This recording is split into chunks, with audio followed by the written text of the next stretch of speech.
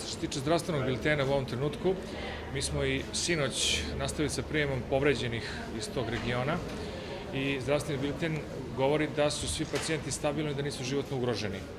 Međutim, zbog pogoršanja statusa kod jednog pacijenta, bili smo nakon konzilijuma odlučili da ga pošaljemo danas toku prepodnevnih sati na dalje tretman i terapiju na Vojno-medicinskoj akademiju u Beogradu.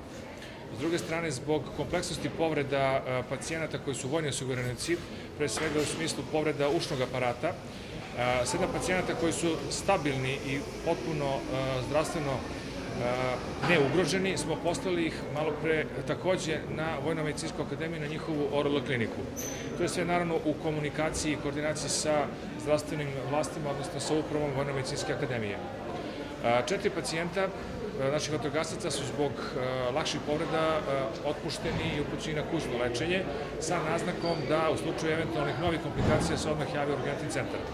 Ostali pacijenti koji su kod nas, znači 2 pacijenta koje smo preveli sa prostora, znači urgentnog centra hospitala, smo preveli na kliničko odeljenje i oni su takođe, kao i ovi ranije što su bili, pod intenzivnom observacijom. Šta to znači? To znači da u slučaju nekih novih elemenata, pogoršanja njihovog osnovnog stanja, ćemo adekvatno i reagovati. Oni su svi, kao što sam rekao na početku, stabilno i nisu životno ugroženi.